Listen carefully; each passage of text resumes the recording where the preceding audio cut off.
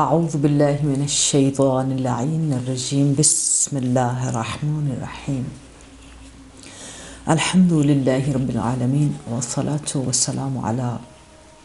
فاطمة أبيها وأمها وبعلها وبنيها والسر المستودع فيها بعدد ما أحاط به علمك لنبشر أنفسنا بأن قد تحرنا بولاية سيدتنا ومولاتنا حبيبة المصطفى قرينة المرتضى مبشرة الأولياء سيدة النساء فاطمة الزهراء سلام الله عليها وبلغها منا تحية والسلام وآتنا من لدنك في حبها رحمة وغفرانا فضلا وإحسانا إنك ذو العفو الكريم برحمتك يا أرحم الراحمين. لاکھوں کروڑوں درود السلام محمد و آل محمد پر جو بارگاہ الہی میں قبول عبادات کے لیے بہترین وسیلہ ہیں، بہترین معرفت کے مینار ہیں، وہ سفینہ نجات ہیں جس کے ذریعے ظاہری قرآن صامت کو سمجھنے کے لیے قرآن ناطق کی طرف جانا ضروری ہے۔ مائدۃ الانوار پروگرام میں آپ سب کو مؤدبانہ سلام عرض کرتے ہوئے ہم دوسرے عشرے کے آخری دنوں کی طرف اس محبت کے ساتھ سفر کر رہے ہیں جس میں وہ راہبر، وہ ہادی، وہ گائیڈنس، وہ علم، وہ نورانیت، وہ رہبری، وہ علوم، وہ نجات، وہ کامیابی، وہ سربلندی، وہ انسان ساز پیغامات، وہ معرفت شناسی، وہ توحید شناسی، نبوت شناسی، امامت شناسی، قرآن شناسی، علوم شناسی، دنیا شناسی، دشمن شناسی، رشتہ شناسی، محبت شناسی، وفا شناسی، عبادت شناسی، ریاضت شناسی، کربلا شناسی، وہ بندگی شناسی، وہ شناسائی کے جتنے دروازے ہیں وہ اسی منبع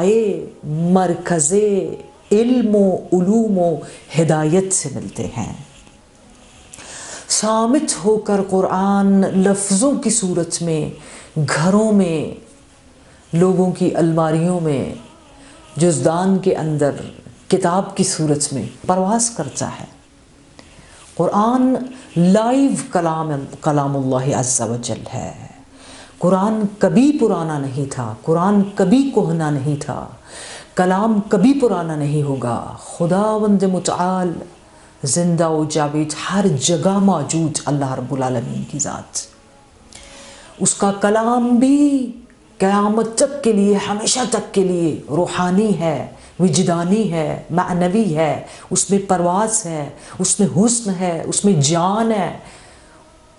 اس کے اندر نورانیت ہے، اس کے اندر زندگی ہے، اس کے اندر شفا ہے، اس کے اندر ہر وہ نورانیت، ہر وہ کام، ہر وہ علم، ہر سائنس، ہر فلسفہ، انسانیت کی تخلیق، انسان کیسے بنا، ظاہر میں عالم اصغر، باطن میں عالم اکبر، جا کر سائنٹیفک علوم میں دیکھ لیجئے کہ وجود انسان کے اندر آج سے 1400 سال پہلے وارث قرآن نے کہا تھا کہ ظاہر میں تو عالم اصغر ہے، باطن میں عالم اکبر ہے۔ تو آج سائنٹیفک علوم جب انسان کی میڈیکل سورس کے اوپر جب تشخیص کرتے ہیں، ڈائیگنوز کرتے ہیں کہ انسان کے وجود کے انسائٹ کیا کیا سسٹم مدبر کائنات نے اس کے جینے کے لیے سیٹ کیا ہے، وہ آج تک کوئی اور نہ مرتب کر سکا، نہ بنا سکا، نہ سمجھ سکا۔ جو آج تک اللہ رب العالمین کے خود ہر انسان کی انڈیویجولی سائنڈ ہیں، سائن ہے اللہ رب العالمین کے، جب اس سائنس کو ہی دریافت نہیں کر سکے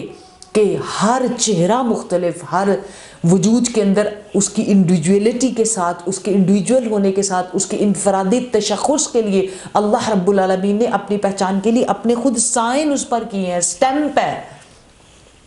اور اسی کو آپ فنگر پرنٹس قرار دے کر تو اس کی اپنی وجود کی تشخیص بناتے ہیں، جو کہ اس کے خدا کی طرف جانے کے لیے اس کے پاس راستہ ہے۔ بہرحال یہ سارا مقدمہ، یہ ساری باتیں، وہ تمام چیزیں جو اول رمضان المبارک سے ظاہری طور پر جن چیزوں کو ہم دیکھتے ہیں، لفظوں کو ہم دیکھتے ہیں، بعض لغت کے لحاظ سے ان حرفوں سے، لفظوں سے ہم اپنی زندگی میں فائدہ اٹھاتے ہیں، یا وہ بعض لفظوں کی وکیبلری ہماری اپنی زبانوں کے ساتھ یا دوسری زبانوں کے ساتھ ڈفرینٹ فارمز میں استعمال ہوتی ہے، اس کے ظاہری مطالب اور ہوتے ہیں لیکن اس کے باطنی مطالب اس سے مختلف ہو سکتے ہیں۔ اسی لیے کہا عسیٰ ان تکرہوا شیئا وہو خیر لکم، عسیٰ ان تحبوا شیئا وہو شر لکم، کہ قرآن پاک میں ہے کہ ہو سکتا ہے تم میں کوئی ایسی چیزیں پسند ہوں، ان ایسی چیزوں سے محبت کرو، عسیٰ ان تحبوا شیئا وہو شر لکم، اس میں تمہارے لیے خیر نہ ہو، ظاہری طور پر تم خیر دیکھتے ہو لیکن اس میں، اور تم محبت کرتے ہو اس چیز سے، اس چیز کی طرف راغب ہو، دلچسپی رکھتے ہو، مگر اس میں خیر نہیں ہے۔ اسی طرح ہو سکتا ہے کہ تم آسان تکرہوا شیئا، ظاہری طور پر تم کراہت محسوس کرو، تمہیں پسند نہ ہو، تمہیں چیز اچھی نہ لگے، لیکن اس میں وہو خیر لکم، تمہارے لیے اس میں خیر رکھی ہو۔ تو انسانوں کی نظر اور ہے، عام مخلوق بندوں کی نظر اور ہے، اور جو خالصاً اللہ کے نور سے خلق ہوئے سب سے اول خلقت ہیں، اول مخلوق ہیں، نور رب العالمین سے جن کی تخلیق ہے، ان کا اور عام لوگوں کا نہ قیاس کیا جا سکتا ہے، نہ مقابلہ کیا جا سکتا ہے، نہ مسابقہ کیا جا سکتا ہے، نہ گفتگو کی جا سکتی ہے۔ وہ ذہن انتہائی مفلس اور غریب ہوتے ہیں جو امام کو، جسے اللہ رب العالمین نے امام قرار دیا ہو، اب قرآن کے مقابلے میں قیامت تک کے لیے جیسے کوئی حرف نہیں لا سکتا۔ آپ کی خدمت میں پہلے پروگرامز میں یہی بحث ہوئی ہے کہ اگر ہم وہ وجہ نزول دو طرح کے جو ہیں ان کو، اور پھر اس کے آگے جو شرائط ہیں اس کے ابلاغ کی، اس کی تبلیغ کی، ان کو سمجھ جائیں گے تو آہستہ آہستہ وہ نورانیتیں، وہ مفاہیم، وہ تاثیرات، وہ فائدے، وہ جذابیتیں، وہ لذتیں ہمارے اندر ابزاب ہونا شروع ہو جائیں گی۔ ہم قرآن کو لفظی صورت میں بس دیکھ کر پڑھ کر سائڈ پہ ہو جاتے ہیں، لیکن ہر لفظ کے اندر ایک دنیا ہے، ایک کائنات ہے، ایک معجزہ ہے، تاثیر ہے، اس کی برکات ہیں۔ ایک ایک چیز کے پیچھے چلیں گے تو سمندر ہے، سمندر ہے۔ اور ہم اگر رمضان المبارک کے ان روحانی اور معنوی دنوں کے اندر اپنے مؤمنین کے دلوں پر دستک دے رہے ہیں تو دستک دینے کا مطلب یہ ہے کہ وہ ظاہری کھانے جن کی ریسیپیز سے ہم لذت اٹھانا چاہتے ہیں، آئیے قرآن معنوی غذا کے ساتھ، علم کی غذا کے ساتھ، نورانی غذا کے ساتھ، علوم معارف اہل البیت علیہم السلام کے ساتھ، محاسن اہل البیت علیہم السلام کے ساتھ، ان کے کلاموں کے حسن کے ساتھ جو آپ کے لیے دسترخوان بچھایا گیا، اس میں سے کچھ حسن، کچھ موتی گوہر اپنے لیے جو ہے وہ اپنی زندگی کے لیے جو ہے ان کو منتخب کریں یا اپنے لیے پسند کر لیں کہ یہ ہماری نجات کا راستہ ہے، اور ایسا عمل کرنے سے ہم خود بھی فائدہ اٹھا سکتے ہیں اور دوسروں کے لیے بھی فائدہ مند ہو سکتے ہیں۔ بہرحال اس چیز کے لیے ہماری بحث جو لاسٹ پروگرام میں چونکہ ولادت امام حسن علیہ السلام سے ریلیٹڈ تھا، تو ہم نے اسی طرح جیسے نزول تدریجی کے اندر اس بات کے لیے بحث ہوئی تھی کہ نزول تدریجی، اگر یہ ایک جملہ 13th اور 14th پروگرام کے اندر میں نے کہا تھا رمضان مبارک کے ایام میں جب ہم اس پروگرام کو کر رہے تھے کہ اگر نزول تدریجی نہ ہوتا تو قرآن کبھی لوگوں کو سمجھ نہ آ سکتا، کبھی بھی حقیقت اور وہ معنویت ظاہر نہ ہو سکتی۔ اور اس کے لیے ہم نے قرآن کی زبان اور اس کے ساتھ ساتھ قرآن ایک ہادی ہے، ہدن، بسم اللہ الرحمن الرحیم، الف لام میم ذالک الکتاب لا ریب فیہ ہدن للمتقین، تو یہاں ہدایت بھی شرط کے ساتھ آ گئی ہے متقین کے لیے، یا ہدایت لآیت لأولی الالباب، یہ نشانیاں ہیں، یہ نشانیاں یا اس میں جو سائنس ہیں، جو اس میں برکات ہیں، جو اس کے اندر تاثیرات ہیں، وہ کون سمجھ سکے گا؟ اولی الالباب، جو عقل مند ہیں، وائز ہیں، جو خردمند ہیں، جو سمجھتے ہیں چیزوں کو، جن کے پاس عقل ہے۔ تو اب دوسری طرف جب روزہ رکھنے کی بھی شرط آتی ہے تو روزے کے لیے بھی کہا جاتا ہے لعلکم تتقون، کہ روزہ اسی لیے ہے کہ تم تقوی کی طرف جاؤ، اور روزہ رکھنے کے بعد اتنے تو ہم متقی ہو جائیں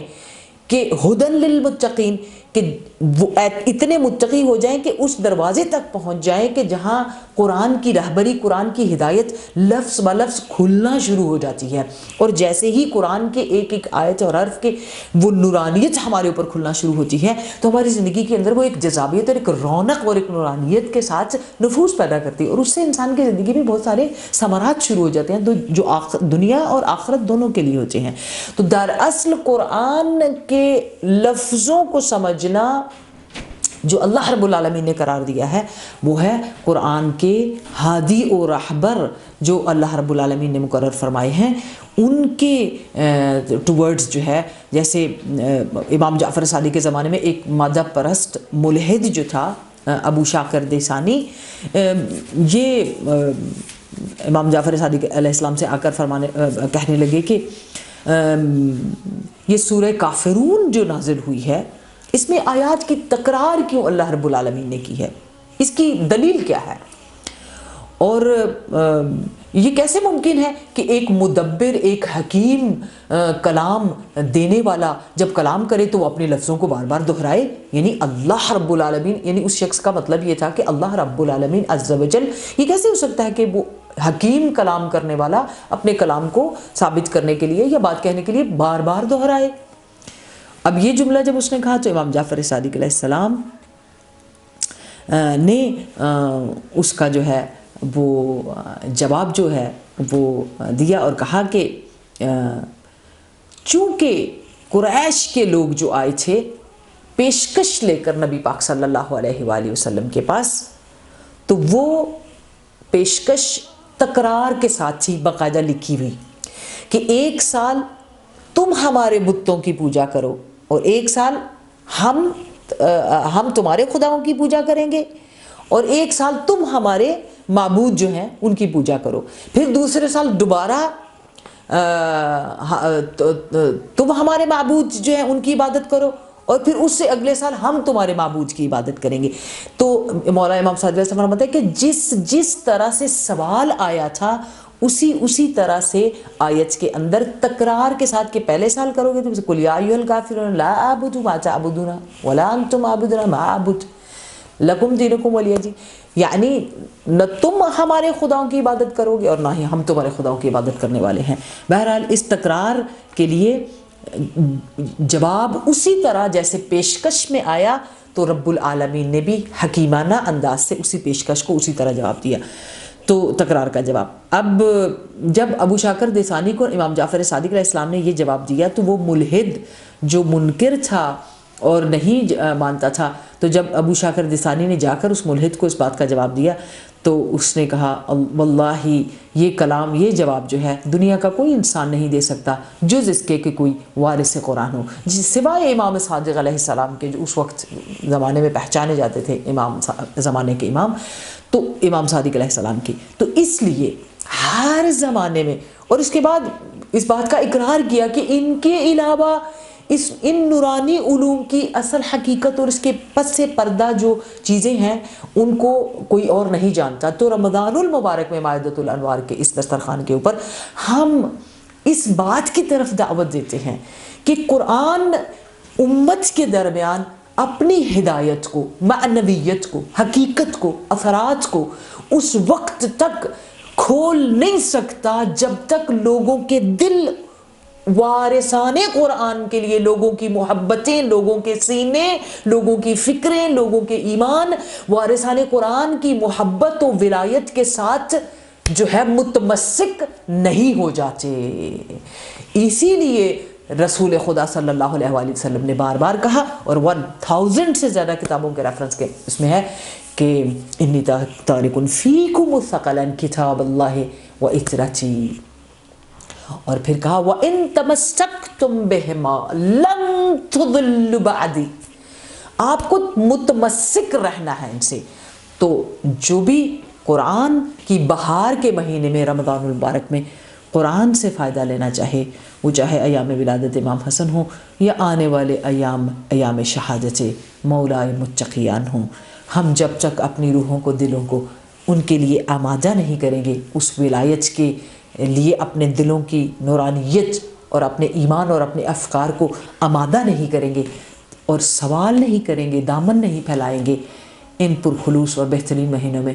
جہاں رب العالمین دلوں کو بدلنے کے سودے کرتا ہے، روحوں کو بدلنے کے، مقامات کو بلند کرنے کے، سال بھر کے لیے ہماری شخصیت کے لیے وہ ساری برنامہ ریزی لکھنے کے لیے آئیے محمد و آل محمد اور وارثان قرآن کی عزت و آبرو کے واسطے پروردگار عالم ہمیں سال بھر کے برنامے میں اللہم اجعلنا مع محمد و آل محمد فی کل اوفیت و بلا۔ والسلام علیکم ورحمۃ اللہ وبرکاتہ۔